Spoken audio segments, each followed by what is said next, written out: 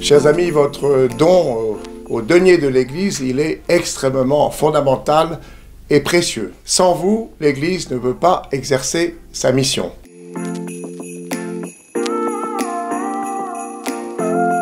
Le plus beau cadeau que l'Église peut faire, c'est d'offrir la parole de Dieu. Pour que cette parole puisse résonner dans le cœur de ceux qui nous entourent, de ceux qu'on rencontre, on a besoin de votre soutien par la prière, bien sûr, mais aussi de votre soutien financier.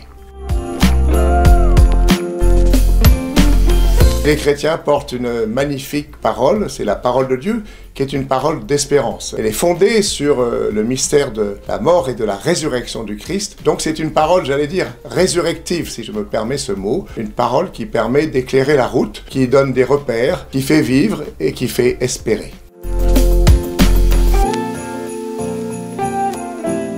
Je rencontre d'innombrables catéchumènes et je suis impressionné dans les lettres qu'ils peuvent m'envoyer pour demander le baptême, la manière dont ils ont été saisis au sens propre du terme par cette parole de Dieu. Quelquefois c'est un verset lu dans l'Évangile, quelquefois c'est une célébration d'obsèques ou un mariage ou un baptême de membres de leur famille, de leurs amis, et tout d'un coup il y a une parole qui les saisit, et souvent c'est le point de départ de leur chemin spirituel, de leur chemin en Église. Et s'il n'y avait pas des prêtres, des diacres, des religieux, religieuses, des laïcs qui annoncent cette parole, qui la fassent goûter, qui lui donnent de la saveur, eh bien ces catéchumènes ne demanderaient pas le baptême.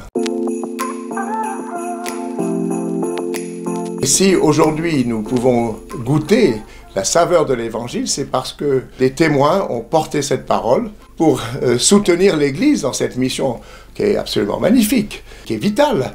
Eh bien, nous avons besoin de votre participation, de votre prière, de votre soutien.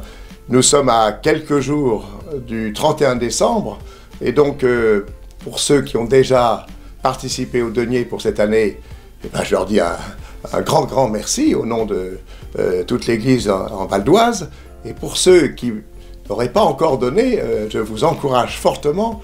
Vous êtes porteurs de vie parce que l'Église est porteuse de vie en transmettant la parole. Merci pour votre participation active.